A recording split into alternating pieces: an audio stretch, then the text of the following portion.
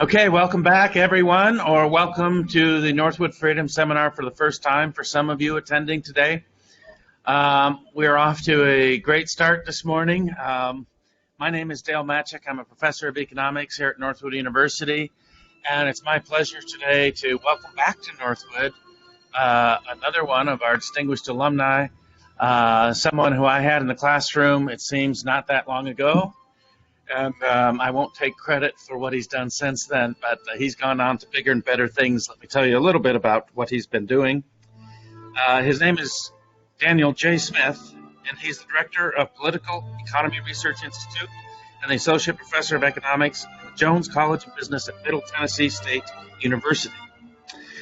Previously, he was the associate director of the Manuel Johnson Center for Political Economy and the BB&T professor of economic freedom at Troy University.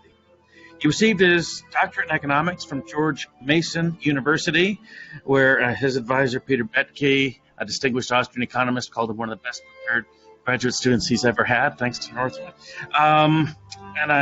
He used his Austrian and public choice economics to analyze private and public governance institutions.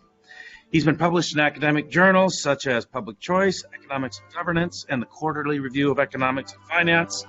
And he's had chapters and books published by the Oxford University Press, Routledge, and Wiley-Blackwell. He's a frequent guest on TV and radio outlets around the world, and has published over 50 op-eds in newspapers, including the Wall Street Journal, Investors, Business Daily, and others.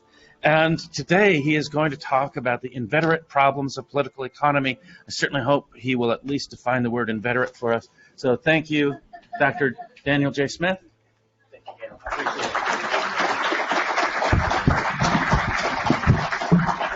Thank you very much for having me out here. I really appreciate the commitment that Northwood University and Dale and the entire faculty staff here at Northwood University invest in this annual seminar, and for making me a part of it for the last couple of years. I think it demonstrates their deep commitment to the ideals of a free society, which is so important as we see in contemporary world problems that we confront. And it's been problems that we've, the problems of political economy that we're wrestling with, they're not new. There's different nuances, we have new technology, but a lot of the problems that we've had that we're experiencing have run over and over and over again, and people have tried lots and lots of different solutions to organizing society. So that's what this lecture is going to be about, are these long-standing problems in political economy that people have found lots of different ways and solutions to how to organize a society, and why ultimately markets are the simple but very effective solution to these problems. Before I get into my lecture in detail, I do want to mention we have a Ph.D. program in public choice economics. It's a field of economics dedicated to understanding the incentive problems that political actors face in making decisions. We offer Ph.D. fellowships through the Political Economy Research Institute to students interested in getting a Ph.D. in economics. So if you're interested in that, we could pay you to go get a Ph.D. in economics, go on to become an academic scholar and teacher. It's a fantastic career, pays very well, and you could advance the ideas of liberty in a very meaningful way, giving lectures like this and teaching students maybe, thousands of students over the course of your lifetime to influence them to better understand these ideas, and especially the people going into business. I think what Northwood is doing is underappreciated around our country and around the world. If the people going into business cannot defend a free enterprise system, then who will? Who can? Right? It's you going into the business community. It's you that have to fundamentally understand and make a defense of what a business society brings to generating human prosperity. Because if you can't do that, then we're going to continually fall to the threats where people don't fundamentally understand the mainspring of wealth and human prosperity that is generated by the business community. So if you're interested in that, I would be happy to talk to you about how you can get a PhD in economics. All right, thank you. They're censoring me back there. Wizard of Oz person back there. Thanks. So the inveterate problems of political economy are threefold. They're one, creating governance institutions robust to knowledge and incentive problems. So how do you create a political economic system that's not frail to real world assumptions about human behavior, rather than making idealized assumptions of omniscience or benevolence on part of government actors or individuals? And I'll explain this in more detail. Two, generating material abundance and human well-being, not just for those at the top, but for everyone. And three, fostering peace and tolerance domestically and internationally. Now, this isn't an exhaustive list of all the problems in political economy. I have a short window, so I'm just going to address these ones, but I think there's some of the more important ones that we around the world today. If you look at political philosophy, they have come throughout history, from the dawn of human existence. There have been different solutions to these three inveterate problems of political economy. If you take Plato, for instance, in the Republic, his response to these three inveterate problems of political economy was to identify and train, usually identify people from the ranks of the elite, the kids of the elite, talented individuals that could be trained to rise up and become philosopher kings. So yes, the people operating the market are greedy, self-interested, short-sighted. They can't be trusted. That's why we need a government in the first place, right? You need to create rules to govern over them. There's no way that those unruly people should have any say in what the rules are, right? At this time, democracy was criticized. You're gonna let ordinary people choose who their governing officials are? That's insane. The whole reason we need a government is because they make bad decisions. We need to identify and train really talented individuals and provide them with the education that they need to lord over everyone else in a very kind, benevolent fashion, provide them with all the knowledge they need. That's how you solve these inveterate problems of political economy. Essentially making an asymmetrical behavioral assumption that you're going to say everyone in the market is behaving greedy and self-interested, but governing officials, they're benevolent and omniscient. They're philosopher kings. And let's go to another extreme. Karl Marx, both in Das Kapital and the Communist Manifesto, what he hypothesizes is a fundamental transformation of the human spirit. So, okay, yeah, people are greedy, short-sighted, and selfish. It's because of capitalism. If they didn't live under an institution that encouraged people to be greedy, well, then their human spirit would be unshackled, and they'd be benevolent and kind with each other. They'd be willing to work all day, only expecting to take what they need, and we'd overcome all of these inveterate problems of political economy. So there again, we have another solution to these problems, making a hypothetical assumption that there could be a transformation of the human spirit several generations after living under communism. So it wasn't even just we have to reject, it's not that it would happen suddenly. His argument was it would happen over several generations as we learned, we let the cultural influence of capitalism leave our bodies and our social interactions. What I'm going to be focusing on today is the solution brought by Adam Smith, David Hume, Adam Ferguson, and other Scottish Enlightenment thinkers. So what they said was something radical.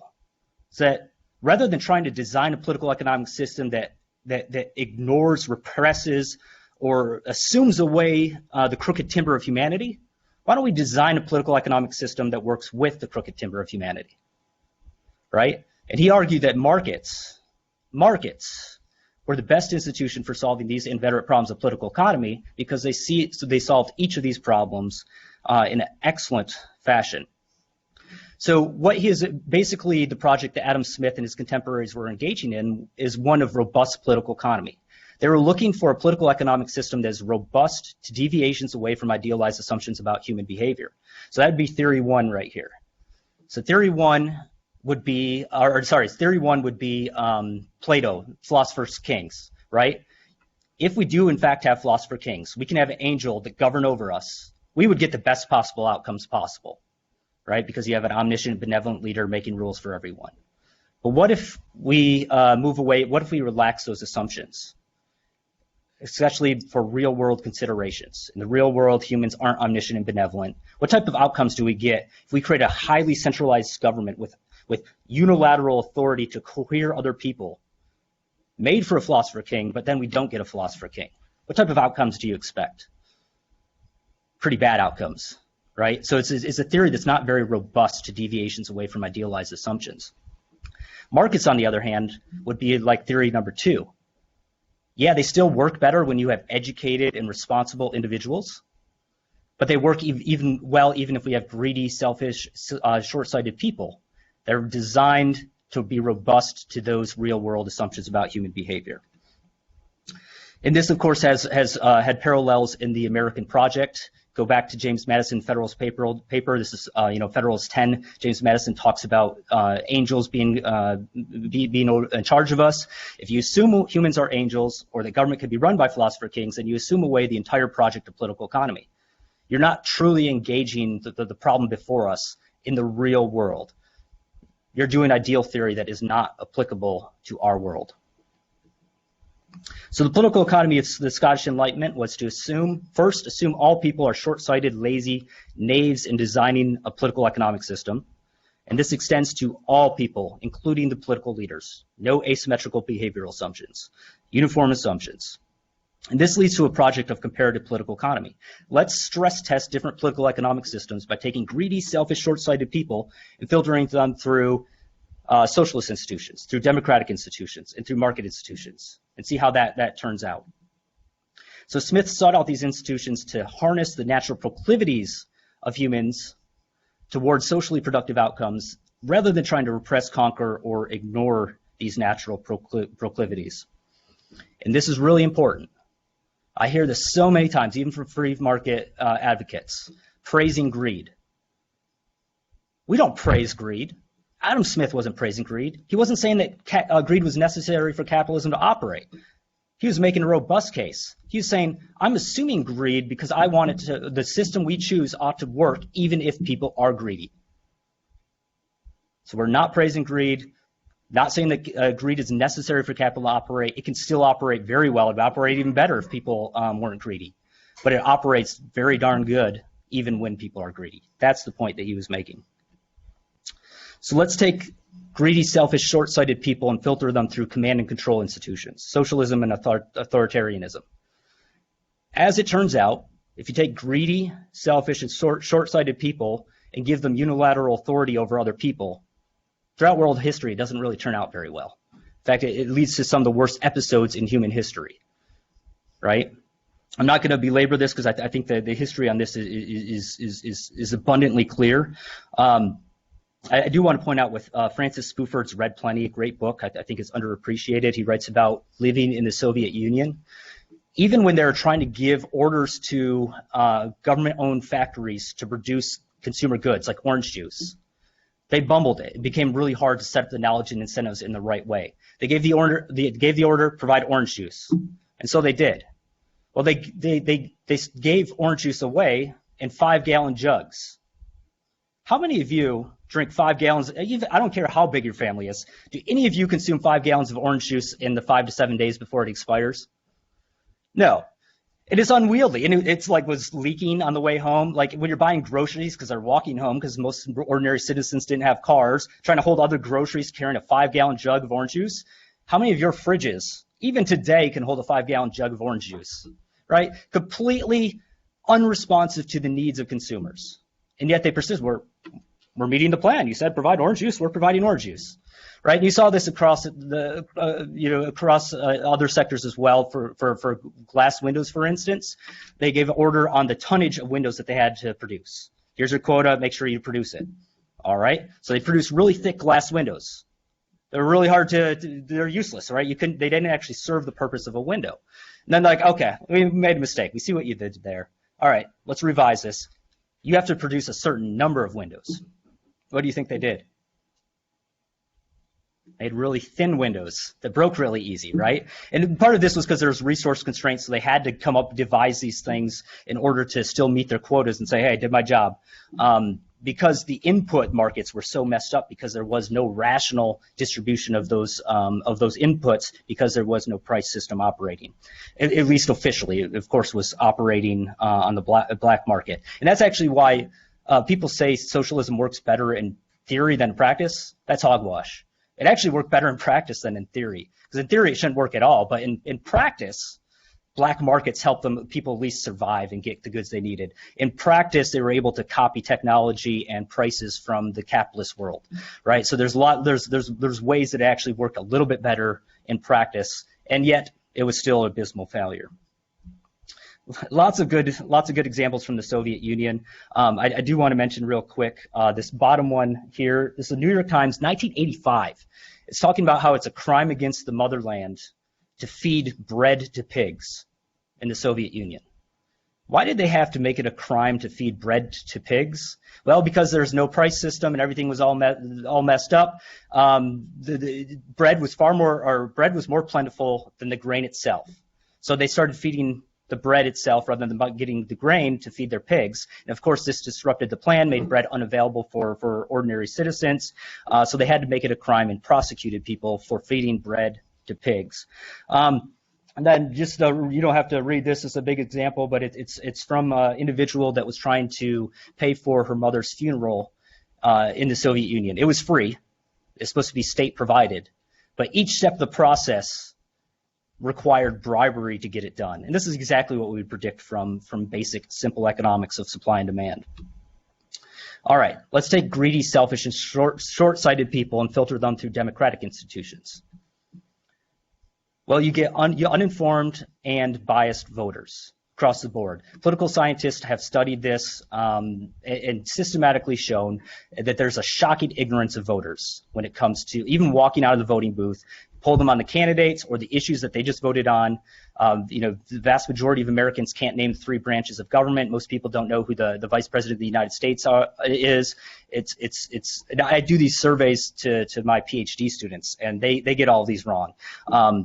So the reason for this is because, statistically speaking, your vote is unlikely, I'd even say will not be the determinant of a election, especially a presidential election. You're more likely to win the Powerball lottery 4 or 5, maybe even 7 times, depending on what state you live in a row, than have a deciding vote in the presidential election. So if you implicitly understand that your vote's not going to determine who the president of the United States is for the next 4 years, what incentive do you have to become properly educated about who that president is?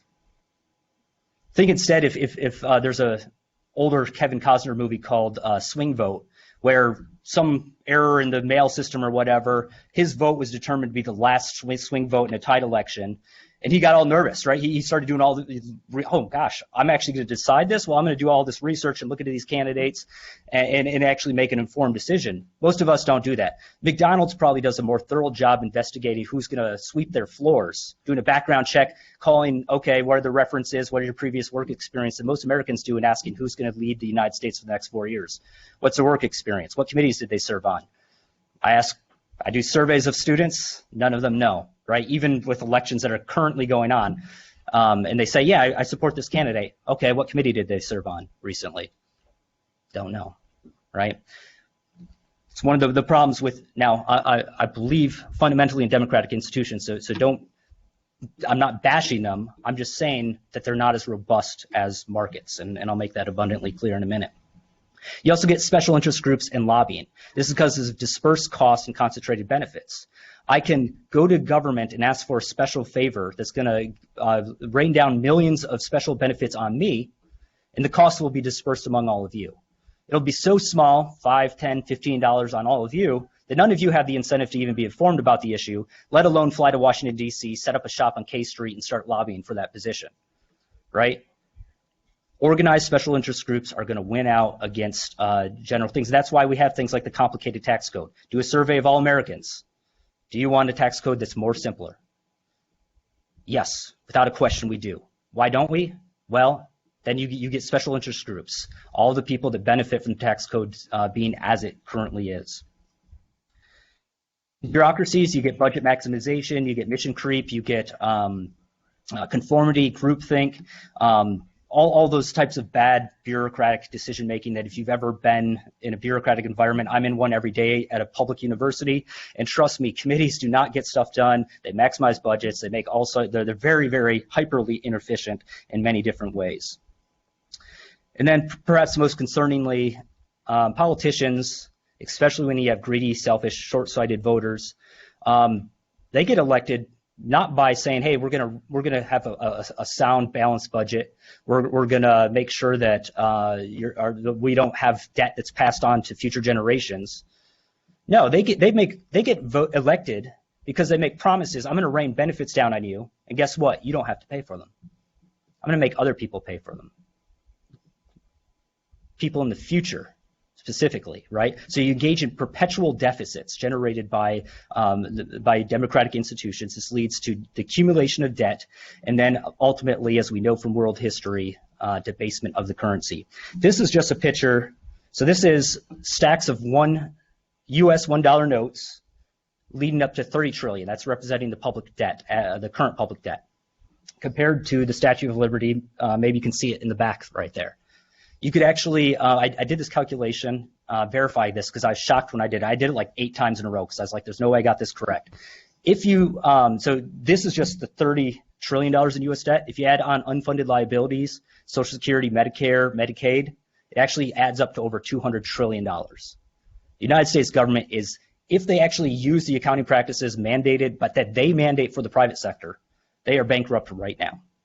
$200 trillion, over $200 trillion of debt. If you stacked it up in $1 notes, that will reach the moon and back 7 times. That's a calculation I had to do 8 times. I still hope I'm wrong on that. Please prove me wrong. But I actually got out a ruler and like measured and like made the calculation. I'm pretty sure that is correct. But it's a shocking amount of money that we are in debt. All right, let's take greedy, selfish, and short-sighted people and stress test market institutions. Just last week is my daughter Evelyn's 2nd birthday. She's a big fan of Cocomelon. So my wife ordered Cocomelon balloons, and we went to the store to get them filled up with helium.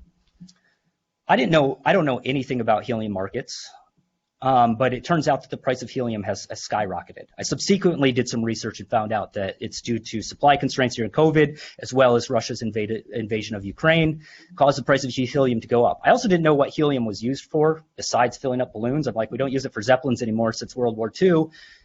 What is this used for? Well, it's used for apparently medical and scientific research.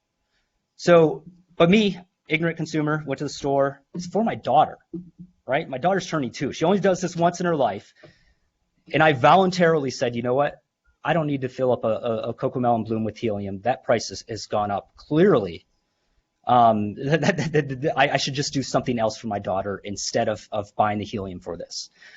I wasn't educated on the supply of helium. I didn't know anything about it. I didn't know what the uses were, so I wasn't like noble-hearted, like, oh, I'm going to save it for the people doing scientific research. No, I was just responding to that market incentive, saying, gosh, and that's all you need. So back when Hurricane Katrina hit New Orleans, it's usually about 3 to 6 months after a disaster hits that the lumber prices start going up, especially in that area because people are starting to rebuild. So lumber prices started going up in New Orleans. So in Michigan, price of lumber was pretty low, and New Orleans is really high. What did entrepreneurs in Michigan do? Rent a U-Haul truck, buy up the wood, drive it down to New Orleans where it's desperately needed. And that made the price rise here in Midland, Michigan. So at that time, 3 to 6 months after Hurricane Katrina, most of you had passed the news cycle. You probably had forgotten about it, especially if you didn't have any relatives in New Orleans. But you may have gone to the store and said, going to look, I want to build a porch or something with wood. And you may have looked at the price of wood and said, gosh, you know what? I think I could build it with something else, or I don't need a porch right now. You don't have to know anything about where that wood was needed or who it was helping or have any concern for the people of New Orleans. You responded automatically to that price, that information and incentives provided by the price system. Now on innovation, I'm a huge sucker for entrepreneurship stories. One of my favorite podcasts is NPR's How I Built This with Guy Raz. It's entrepreneur after entrepreneur interviewed, the trials and errors, the doubt of their own family and friends saying you're insane, don't do this, you're crazy, and how they prevailed nonetheless and persisted and enriched all of our lives by building that business. One of the best examples, of course, is Jeff Bezos with Amazon. Barron's called them a bomb. Like they said, this guy's insane. He's got $5 billion in debt. This doesn't seem to be going anywhere. So everyone around the world was doubting this guy. Thank God he persisted. He's given us immense convenience, given jobs to millions of people around the world. And especially during the pandemic. Like, where would we have been without Amazon during the pandemic? Thankfully, he persisted. And it wasn't it's not that entrepreneurs are necessarily, they do tend to be quite brilliant, but they make mistakes. I'm a big fan. I have a big collection of very large corporations using, MBAs trained at Harvard, having big marketing budgets and advertising budgets, having the best in the world, and yet they make abysmal product failures. It's not that they're particularly smart or good. It's that the market institutions provide that feedback mechanism saying you did a good job or you did a bad job, right? I have two of my examples, of course, the famous one's Crystal Pepsi, abysmal failure. And here's Touch of Yogurt shampoo with Clariol, also a abysmal failure. I have a huge collection. I have like a fanboys of these types of things. Colgate actually at one point made frozen dinner. The toothpaste manufacturer made frozen dinners. Lifesaver made a soda. There's a museum of failure in Sweden that actually features many of these. But it's a market institutions, right? That you could combine, and this is an example from Don Boudreau at GMU. You can combine chocolate and pickles and make chocolate covered pickles. Anyone could do that. In fact, I Googled it, and there are examples. People have apparently done this. But it's quite apparent that market institutions then send the loss signals and say, hey, you're utilizing scarce resources, valuable and doing other things that create value for human beings, and you're making the world a worse place by combining them together. Stop. Please just stop. And that's what losses do. They say you need to change what you're doing or stop what you're doing. You're making the world a worse place. But if you're making the world a better place, here's more resources. Please continue doing that. Sam Altman, he's one of the founders of Y Combinator in Silicon Valley. In an interview on Econ Talk with Russ Roberts, he said, our investment strategy is to find ideas that look bad that are good. Why would he say that? Ideas that look bad but are actually good. Well, because if an idea already looks good, it's already invested in. You can't get above normal rates of return. There's no profit there. But if it looks bad, and everyone agrees it looks bad, but it's actually there's a nugget of something good in there, well then if you invest in that, that could take off and do very well. And they've done a very good job of it, like Airbnb, Lyft, Reddit, a lot of the famous tech firms that you know of went through them. I mean, Airbnb, I still like. If someone came to me and said, I have an idea for renting a room in your house to a complete stranger, I wouldn't invest in them. But thank God they did. Thank God they did, because they made our life better. I take advantage of it now, even though I was early a doubter. So that was the first one, how markets end up overcoming knowledge and incentive problems. Right, so they're robust to those. Now I'm going to switch that second problem of inveterate, the second inveterate problem of political economy, which is how to generate systematic prosperity. So this world market has given immense development to commerce, to navigation, communication by land, has created enormous cities, has greatly increased the urban populations compared with the rural, and thus rescued a considerable part of the population from the idiocy of rural life. Not Adam Smith, not David Hume, not Adam Ferguson, Karl Marx. Even Karl Marx, at least to some extent, recognized the ability of capitalism to produce advanced material production.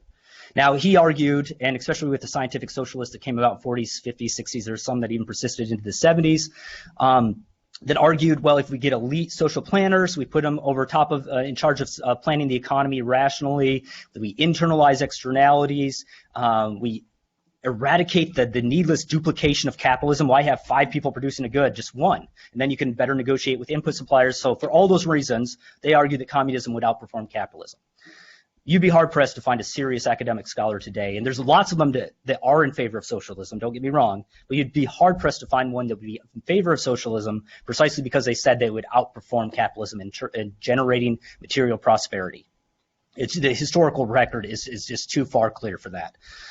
For them to take that perspective. Now, this is the, if you're here for Art Carden's presentation, he had the Ferrari version of this graph, the updated one. I prefer the clunky charm of the muscle car version of this graph.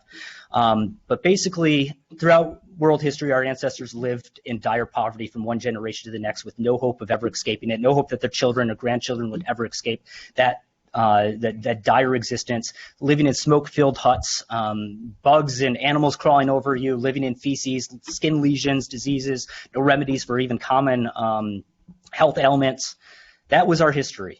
In 1800, Edwards Gibbons, he wrote the Fall and Decline of the Roman Empire. He was born.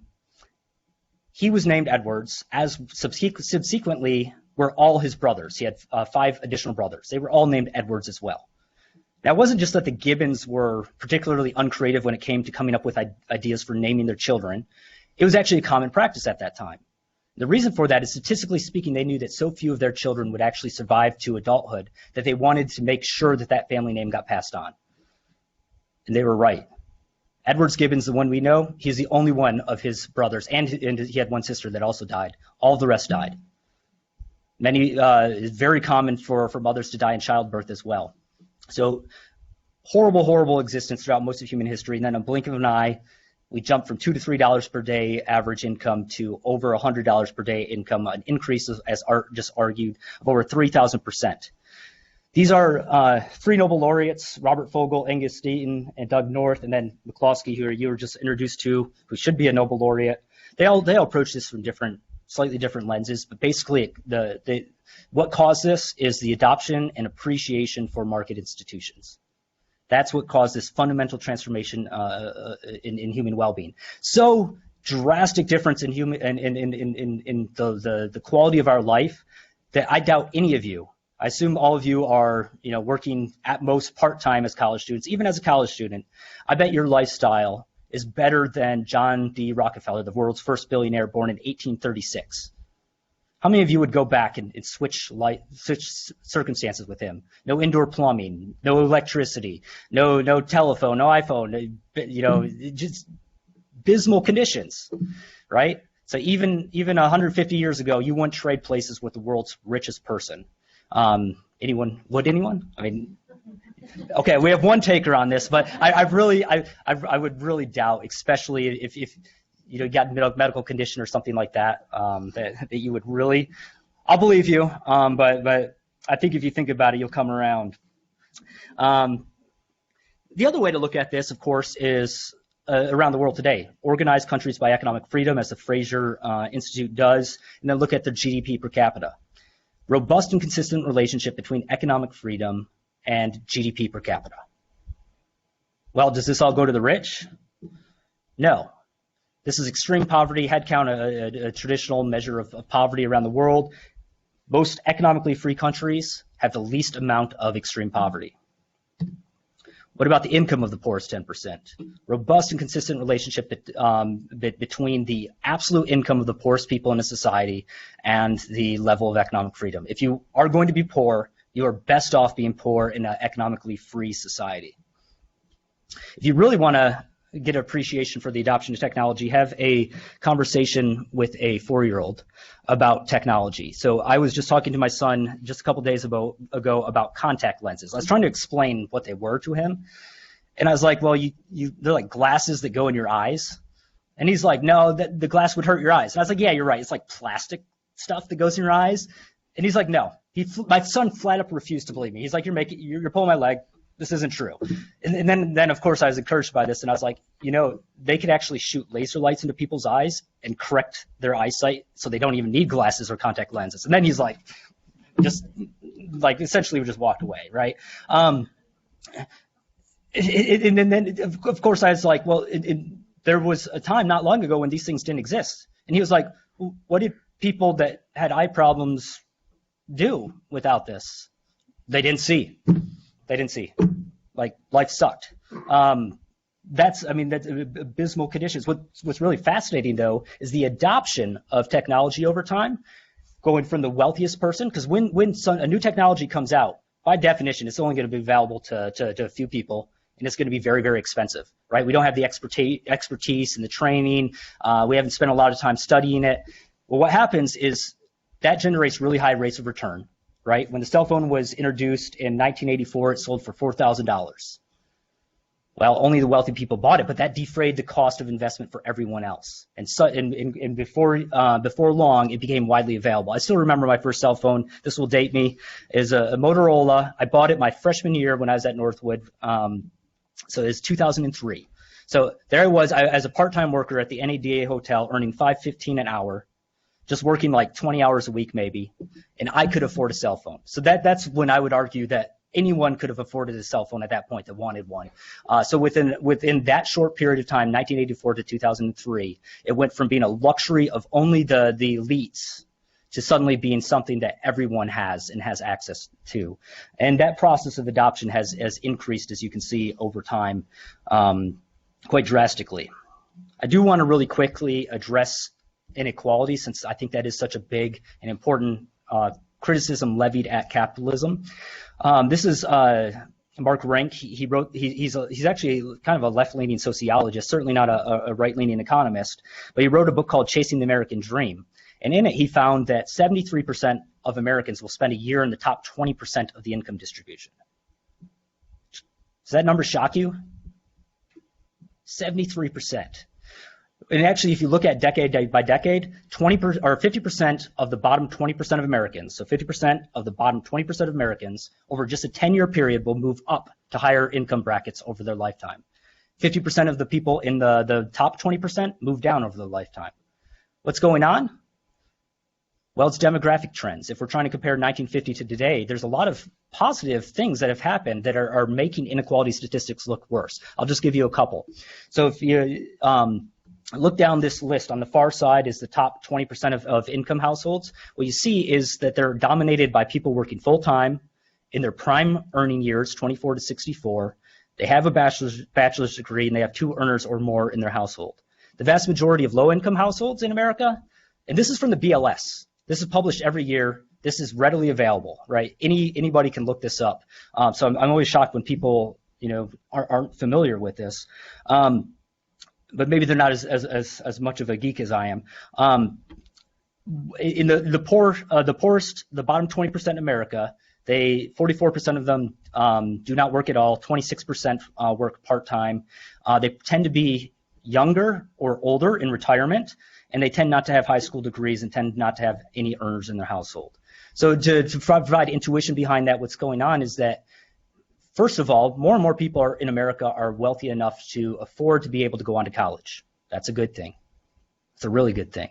But when you look at income inequality statistics, you're just looking at a snapshot over time. It looks like there's more poor households because there's now more people earning part income or no income going to college. And then we're also delaying marriage rates. So where previously you would have had 2 households together making a joint income, now they're split apart until getting married increasingly later and later to combine their income, and then they jump into a higher income bracket. So those are positive things, yet they make inequality look worse. The other thing is retirement. We've become so rich that people can now, even ordinary people, expect to retire. And we're living longer in retirement because our life expectancy has increased. Well, if you're looking at inequality 1950 to today, and there's a whole bunch of more people earning no income because they're wealthy enough to generate that income over their lifetime and live off those savings in retirement, it's going to look like there's a lot more households with 0 income.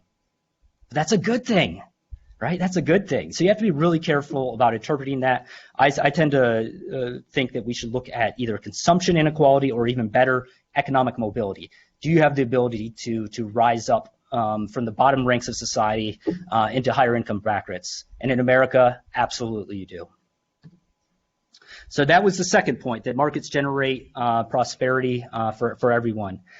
The third inveterate problem of political economy is how markets foster peace and tolerance. This is, I think, the most important argument that Adam Smith made for capitalism. I think it's the most underappreciated, but it revolves around what's called the do commerce thesis, that engaging in commerce will actually make you a more virtuous person. How so? Well, because if you want to get repeat business of someone, you got to be honest, you got to be civil, you got to be tolerant, right? You're going to adopt these norms, even if you're selfish, greedy, and short-sighted, just in order to earn a profit. So to think this through, just consider political decision-making versus market decision-making. Especially during the COVID experience we saw with K through 12 education, there were lots of heated conflicts, and they're ongoing. Should school be taught remotely? Should schools be required to wear masks in K through 12 education? Should they be forced to be vaccinated? And then you could also think of other heated debates in the K through 12 education space. Should creationism or evolution be taught in schools? Should abstinence-only education be taught in schools? All these are really heated conflicts because we're making them collectively. But imagine an alternative. Imagine instead government just gave a education savings account or a voucher to parents to take to the school of their choice. Then they'd put their child in the school that best fit their preferences. Suddenly, whether you choose to send your kid to a school that has masks or not isn't a conflict with mine. It's just like how we buy cars. Imagine if we had to collectivize and all decide on what car to buy. Some of you need trucks, some of you want minivans, some of you want utility vans, some of you want really fast sports cars, some of you want really environmentally efficient vehicles, wide range of different vehicles. And if we had to decide as a society which one to have, we'd get a huge fight about it. It'd be intense. People would be out there protesting with signs, yelling at each other. It would be just as heated as this. But you allow the market to provide it, what happens? They cater to the private businesses cater to a wide variety of preferences, and what you buy does not conflict with what I buy, right? So it eases, it reduces that tension. You could also just compare political advertising. So compare presidential election advertising to Super Bowl advertising, for instance. One gives you the warm and fuzzies. The other one's the best representation of the most vile forms of human expression possible, right? It's clear night and day difference between those type forms of advertising.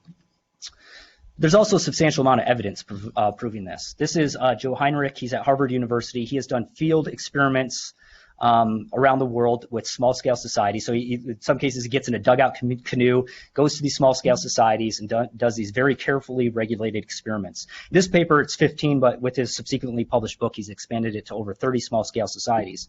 And what he finds out is that the small-scale societies that have the most contact with markets. And he measures this two ways. One is proximity to a market, and two, the percentage of grain that's purchased outside than produced internally. And what he finds is that those small-scale societies that have the most exposure to market institutions demonstrate significantly less greedy behavior, more cooperative in these field experiments. East-West Germany. Dan Ehrlich has done experiments on East and West Germans. East Germans, of course, lived under the Soviet Union. West Germans, of course, lived under capitalism. Let's run these same type of behavioral experiments on them. What he finds is that East Germans with a strong East German family background were far more likely to cheat than those with the West German family background. This was after the fall of the Berlin Wall. So this was cultural persistence of the norms of living under socialism that encouraged cheating versus the norms of not cheating that were developed and encouraged under capitalism. This is Garzek in an article called The Capitalist Peace. He found that countries that depend more on a trade in a given year, and that includes looking at including more markets, interstate interest, and economic development, were less likely to have militarized interstate disputes in the subsequent year. And what he found is that markets are more pacifying than democracy. Democracy is the one way down at the bottom. Markets are more pacifying than democracy. Harf has an article finding that openness to trade reduces the probability of genocide. Kirshner has a book, Appeasing Bankers, and finds that the financial business community strongly prefers peace to the economic instability of war. They have a predictable and pronounced tendency to resist war because it creates disruptions to their markets. So there's a strong special interest against warfare. Jennifer Roback, she looked at Jim Crow laws in the South, in Alabama in particular. And part of the research question was, were Jim Crow laws, were the businesses already discriminating, and thus the Jim Crow laws were just codifying norms that were already occurring? Or were they imposed on the streetcar companies that did not want to discriminate against their customers? And what she finds, without a doubt, is that it was imposed on them. The businesses wanted to serve those other countries, to serve African Americans. It was the laws that prevented them from doing it so. And many of the streetcar companies protested against that type of regulation. And you see this systematically. It makes sense, right? If you discriminate against a certain class of people, whatever it is, race, gender, sex, sexual orientation, you're not hiring the best employees for your business. Someone else will, and they're going to outcompete you. If you're not selling to anyone, if you're eliminating certain classes of your customers, someone's going to beat you out. Right? Someone's going to come along and outbeat you. So there's systematic tendencies for capitalism to punish those that engage in discrimination. Bergeon and Nielsen has looked at tolerance for gay and lesbian couples around the world in economic freedom and finds a very strong relationship for that. Jha, in a very interesting paper, looks at medieval ports in Southeast Asia and finds that those places, because medieval ports were people where they were ethnically and linguistically mixed historically, and found that those areas were far less prone to riots than other areas of those countries, similar areas of those countries, and remained half as prone between 1950 and 1995. So the capitalist norms persisted culturally generation through generation. Here's a really fascinating one, because all Omar did in this paper is he took college students in, did the field experiments we mentioned earlier, but what he did before is half of them, he primed them with market words. He's just slyly, he didn't do it explicitly, he just snuck into the instructions, things like business, entrepreneurship, markets, things like that. The other students weren't primed with those words. Well, when they engaged in the field experiments, systematically and robustly, the students that were primed with market words behaved more cooperatively and more honestly in those games. All it took was hearing the word market and entrepreneurship, and you college students behave more honestly and cooperatively. Very impressive. Probably the most compelling piece of evidence, though, is Bill Easterly. He's a development economist. He looked at the quality of institutions of countries. So that's this axis here. And then he looked at ethno-linguistic fractionalization, how different people in these countries are. If you have high-quality institutions, meaning rule of law, sound money, private property, rule of law, you have the inability of people in power to unilaterally engage in discriminatory action. It doesn't matter if people are different. It doesn't increase the probability of genocide. But when you have low-quality institutions, it skyrocketed. The statistical probability of genocide skyrockets. And the intuition behind that is, if you have rule of law, you're not scared of someone from another group being in charge. You're like, okay, well, in 4 years we'll try again. But if you don't have the rule of law and someone can engage in coercive, discriminatory action against others, well, if someone else gets in power that's different than you, that's a threat. So then those differences become a big concern, and that's what creates it generates and fosters violence. And then the final piece I want to review, and I go on this all day. These studies are fascinating. But R.J. Rummel, he wrote a book called Death by Government, a lovely read to sit down on rainy afternoon. But it's a fascinating book. And if you look down this list and these are people killed outside of warfare, just by their own governments. So governments killing their own citizens in the 20th century, our most enlightened century of human existence. This isn't like some barbaric historical episode. This is the 20th century. Look down that list. Almost without exception, every single one of those is a country that was authoritarian or socialist. Alexander Solzhenitsyn wrote the Gulag Archipelago under living in the Soviet Union, went to the prison system. At the very beginning of his book, he said there's going to be a temptation for future generations to say this won't happen here. We're too enlightened, we're educated. He's like, we were educated, we were enlightened, we were normal people. We didn't love freedom enough, and everything else that followed in the Soviet Union fell from that. We didn't love freedom enough. Everything else that happened, deaths of millions of people, followed from that. What time does the lecture go to, actually? Dale? Goes to I want to make sure. 11:45. Okay, all right. So I have some time then. Okay. I want to make sure to save some time for Q&A. So I'm going to take a little detour now. We solved or addressed how markets provide a robust and consistent solution to those three inveterate problems of political economy, but I'm still concerned with the morality of markets. If you think about how we interact with family and friends versus how we interact on the market, there is a difference, right? We act with affection, love, forgiveness, beneficence, empathy among our close family and friends, but the extended order of the market, when we operate with anonymous, distant strangers, we operate on contract and consent, and we can walk away from those relationships, which we usually don't do with our close family and friends. So there's different realms in which we operate, and one of the temptations that people have, especially one of the modern proponents of socialism argue, is that we should treat everyone as family and friends, right? So why can't, okay, yeah, we see your arguments, but if we just treated everyone as family and friends, wouldn't the world be a better place? Well, there's knowledge and incentive problems to trying to use intimate order norms in the extended order. One, knowledge problems, cognitive and emotional limitations. So psychologists and people that have studied this have how many people can you actually intimately know? Well, it's usually 150 to 350 at max.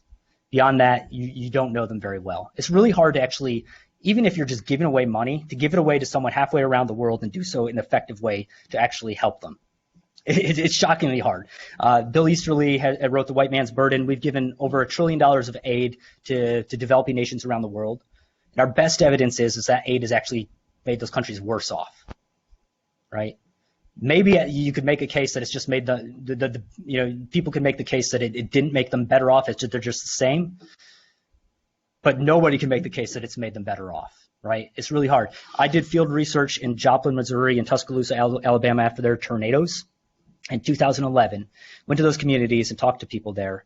And in both towns, the city officials said, please don't send us your in-kind donations, as in your clothing, the shoes, water, washing machines, everything like that. They said it's a disaster after disaster. We have to pull people away from rebuilding homes, sort through warehouses. Tuscaloosa, Alabama had 27 warehouses full of stuff that people donated out of the kindness of their heart, fellow Americans donating goods. And the city officials were saying, just give us money. The businesses using the price system better know what we need than people donating out of the kindness of the heart. Doing bad by doing good. Chris Coyne, he's an economist, sees that we're even bad at delivering humanitarian aid, food and water after a natural disaster or on the global context. We're really bad at even managing that. Bill Easterly, he talks about, we've built fish processing factories in areas of Africa that don't eat fish. We've, built milk processing factories in places where the tribes don't drink milk. I mean, it's just abysmal failure after abysmal failure where you just don't know what these people want. And these, like I said, trillions of dollars of aid and, people trained at MIT and Harvard, going to graduate school and development studies, going over and organizing this, and yet we've continued to fail at that. Lots of technical complexities and unintended consequences with that. There's also incentive problems.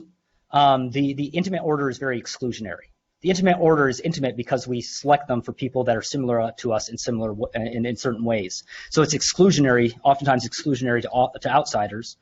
And also, and this is relying on Paul Bloom, he's a psychologist at MIT. He wrote a book called Against Empathy. Not against empathy in the intimate order, but against empathy as a guide to social policy.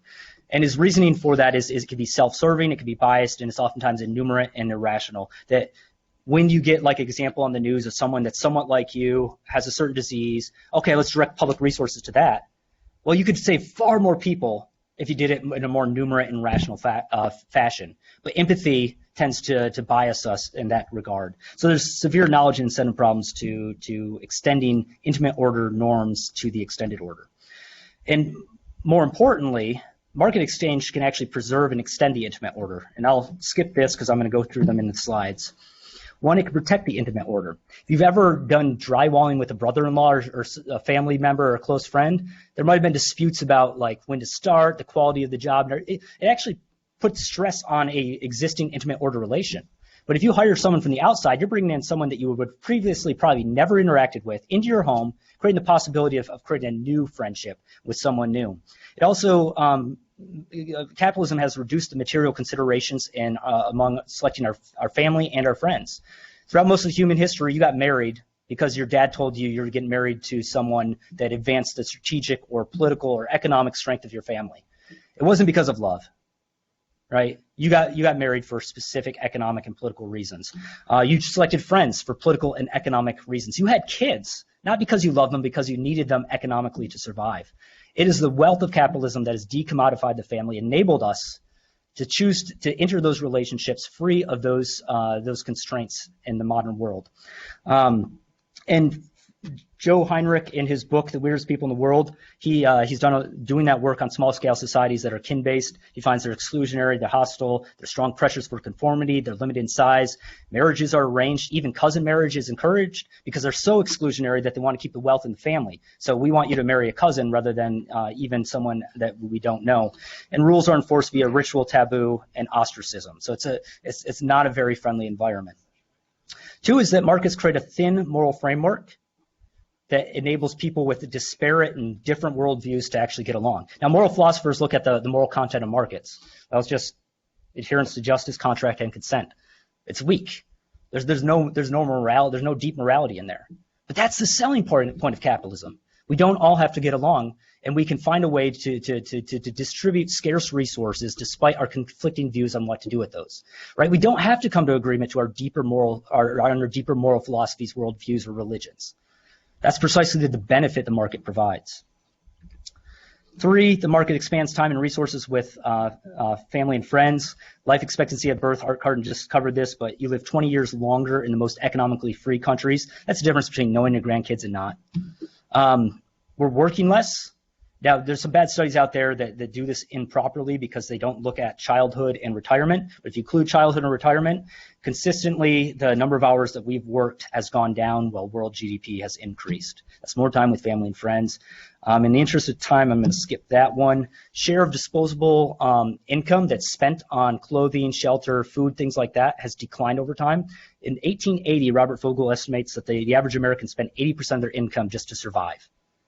Now it's in his estimate, I think he did in 2004, so it was less than a third at that point. That means a vast amount of our disposable income is now free for art, literature, music, spending time with family and friends that has been freed up from just surviving. We've moved up Maslow's hierarchy of needs, right? We've taken care of the base needs, and now we've moved up to higher ideals. And fourth, the long tail of the market. This is a book by Chris Anderson that by specializing and dividing up our labor, we can expand occupational choice. The very fact that we ask kindergartners what they want to be when they grow up is a modern luxury. Throughout most of human history, it was you're going to farm, hunt, or you're going to work in the household. That was it, right? Nowadays, you can make a living eating hot dogs, playing video games. You can sing opera and swim with dolphins at the Atlanta Aquarium for a living. It's an amazing, amazing world that we actually ask you and mean it. What do you want to be when you grow up? And let you develop passions and interests and do what you want to do. It's amazing to have that, and it especially frees up people with disabilities, right? I have low teardrop production. I have bad allergies. I have Morton's neuromas in my feet. I can't eat dairy. There's no way I would have survived in the wild, a couple hundred years ago. I would have been the first to die off. But because we've divided up labor, I don't have to do that to survive. I can just stand behind a podium and talk about other people working for a living. That's all I do. And I earn a decent living. Stephen Hawking, most of world history, someone like him, probably wouldn't have survived. Definitely would not have been able to contribute to society in a meaningful way. Yet in our society with division of labor enabled by capitalism, he has risen to the tops of being one of the most recognized humans in all of history and around the world. It's amazing, amazing. It expands our consumptive freedom as well and privacy. So your ability, there's what's popular music today? I'm embarrassed to ask this, but I have no idea. Just name an artist. Who's popular? Nobody? Okay. Taylor Swift? I don't know. That probably ages me. Okay. Frown face. What's the good music? Okay. Taylor Swift's good. That's a popular music, right? The market caters to the popular taste. Absolutely. But it also caters to that long tail of the market. People, you can listen to African throat singing, monks chanting. You can listen to reggae drum music, right? There's a wide variety of music out there, and this goes to movies, video games, whatever it is. It provides to people with arcane and niche interests. David Friedman, the son of Milton Friedman, he actually is into medieval cooking. So they find recipes in old medieval books, and they find the ingredients, and then they cook the bread, and then they actually meet up at conferences and share the food with each other, right? So, wider variety of different tastes and preferences. And then just think of privacy, right? Certainly throughout your life, whether it's medicine or whatever, there's going to be some point where you're purchasing something that you don't want close family and friends to know about. Thank God we have a market where you can go do that with anonymous people rather than have the whole town talk about it in a very intimate society where, a local small town where everyone talks about what you're doing. This all enables authentic self-authorship of our own lives. We're able to write our own story, frees us from geographical, cultural, physical, mental constraints. In the Law of Comparative Advantage, you've probably seen that in economics. The original name for that given by Mises was the Law of Association, that around the world, there's always going to be, whoever you meet, there's going to be an advantage economic exchange between, potential exchange between any two people in the world. And the final thing is we do, psychologists do studies on conformity versus diversity and personality dimensions. And what they find is that in the economically free countries, you get far more measured personality dimensions. So people are more different, broad array, let a thousand flowers bloom in economically free societies as compared to socialist societies. I'll stop there and take questions. Thank you.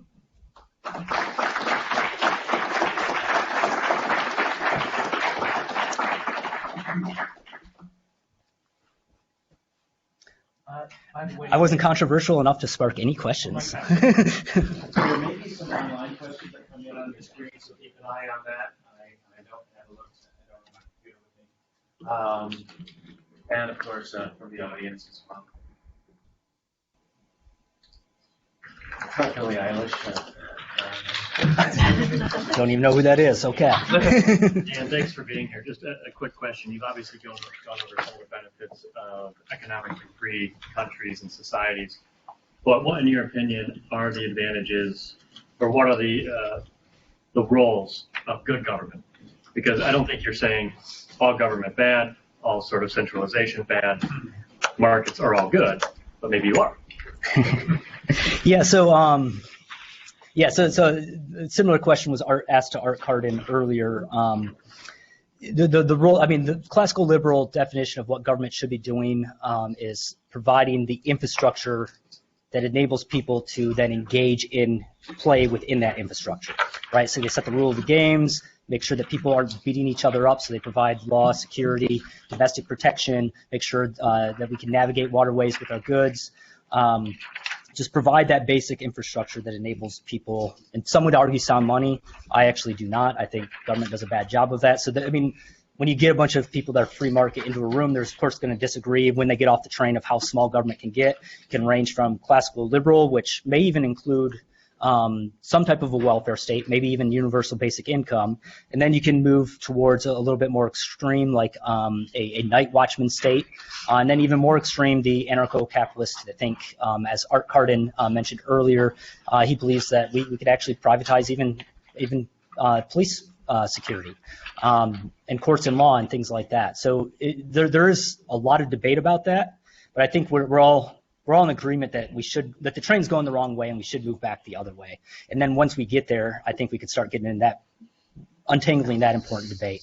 I'm trying very hard not to give my own personal position on this, but I'm probably more extreme than the average person, and thinking that there's a wide range of a lot of studies from around the world showing that there are a lot of what we consider essential government services that are provided without government decree. Just thinking, I'm watching like New Jersey or Oregon, where they're considering allowing people to pump their own gas. People are going crazy there. Like, we can't do this. I can't pump my own. Like, isn't this dangerous? It's toxic. Like, it's just insane what they're going through. And I think that's true with like anything that government. We're just used to government providing it.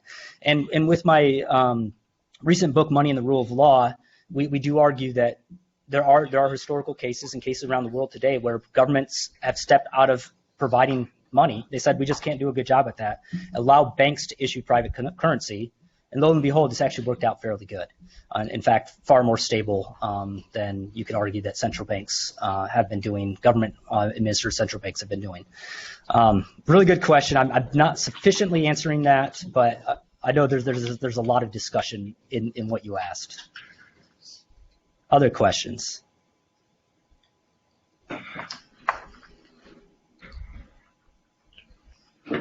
Yes. Just to piggyback off of that, what do you think is the role of government in education, if any, especially like of younger children? This is an important debate because someone like Thomas Jefferson thought that public education could play an important role. His concern was, I don't want government to just be elites. I want public education to be broadly available and of high quality, sufficient enough to bore down to the bottom ranks of society and enable talented individuals to rise to the top of society and take governing roles in business and things like that. The question becomes, is public education doing a good job of that, right? Public education is the public good, not necessarily creating an actual school district and funding that school district, right? So I would take, if you're asking for my own personal opinion, I think it's very clear that more competition in that space would improve educational outcomes. So the fact if we move to more charters or even further deregulation, such as vouchers or educational savings accounts, parents, the person with the most incentive and most information about the child, are going to put their children in the school that's most appropriate for their children. That's going to create competition. Restaurants, there's bad restaurants out there, but it doesn't take that many customers to walk away from that bad restaurant before it goes under, right? It only takes like 10-15% for Blockbuster, they lost 10-15% of their customer base. That's when they went bankrupt. It doesn't take many people to leave. So even if it's just educated, well-informed parents pulling their kids out, well, that's going to create market competition that's going to say, okay, that school's going to start to go under, and and you're going to get that competitive. All the benefits you get from competition in a market could be applied to education, right? Why are we treating all K through 12 students like they're all fit for a classical liberal style education, right? It's mind-boggling conformity for a wide diversity of youth, many that aren't being suited and aren't being reached by the system, right? When people graduating out of Detroit public schools, when more than half of them can't read a bus schedule, it's a huge failure, and we need to radically change it, and I would say in the direction of allowing more economic freedom. Thank you. Good question. Yes. Despite a lot of issues in the U.S., I think U.S. still does a great job as a free market economy and be the leader of the world. In your research, is there any additional, another country that has a really good policy that we should consider adapting? That's a really good question. This is one of the things that scares me is throughout most of human history, you had some place to flee to, right? In England, you had Scotland, right? In Southeast Asia, you had the hills. And then, of course, we had America to flee to. We don't have, until we colonize the moon or Mars, until Musk gets us on Mars, we have nowhere to flee to. And that is a big concern to me, and that there's less avenue for competition in the governmental space, but I still think there is, we can at least try to generate as much of that competition as possible. People say the Nordic countries are a model. If you look at them in economic freedom, they're actually very economically free. Yes, they do have larger welfare states, but they are economically free. I'm not pointing them, I say on economic freedom where they have more school choice. They don't have as many economic regulations. They don't have minimum wage laws, some of them. They're a model in that sense, though I'm not a huge fan of their welfare states. Not a lot of good examples. I mean, America's the best.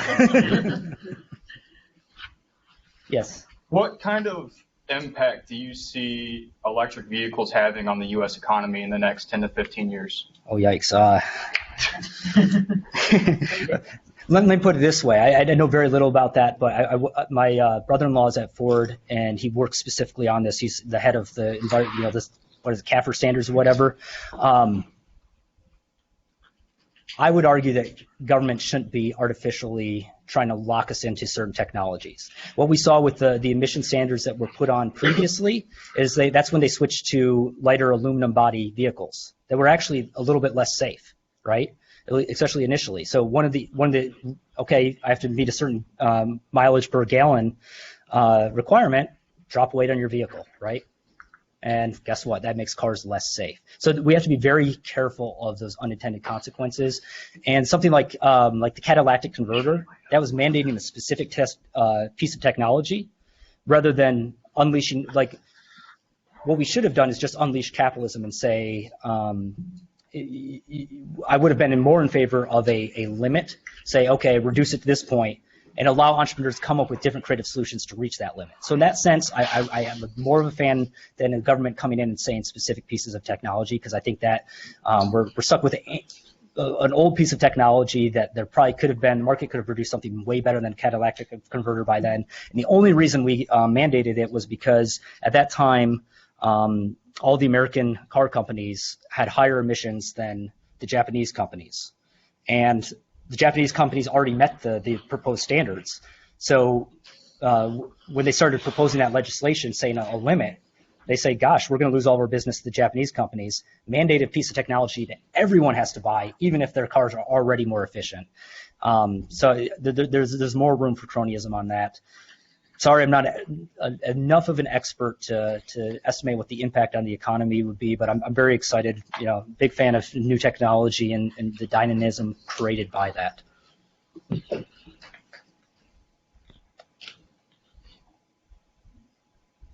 Okay, we have time for one more question.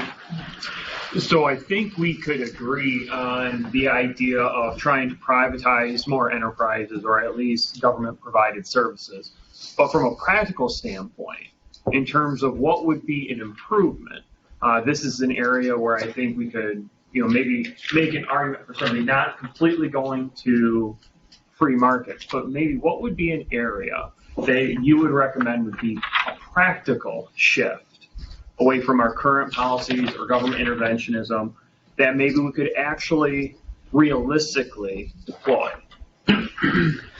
Probably the relaxing zoning laws. This is from Brian Kaplan at George Mason University. Zoning laws are creating all sorts of problems, raising home values, making them putting the price of a home outside the reach of many Americans. It's all driven by people saying not in my backyard, scared of the developments. They're scared. They think they're entitled to their home value increasing in price, and the reason it is increasing in price is because we're restricting the supply of housing artificially by government. So I think there's very few people, and there's a lot of people that would benefit from relaxing that, and I think people on the left and right could agree to that. Another one would be occupational licensing.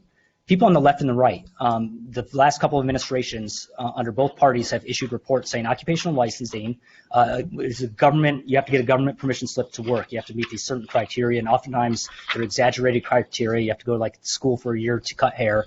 Are artificially restricting economic mobility and job opportunity for especially low-income Americans. Both parties agree to that. Let's get rid of that. So I think there are some opportunities where people on the left and right do agree on, and yet frustratingly, nothing ever happens with them. And I don't know why. On that silver note, we are going to move into the break now. I want to thank Mr. Smith for being here again today. Thank you.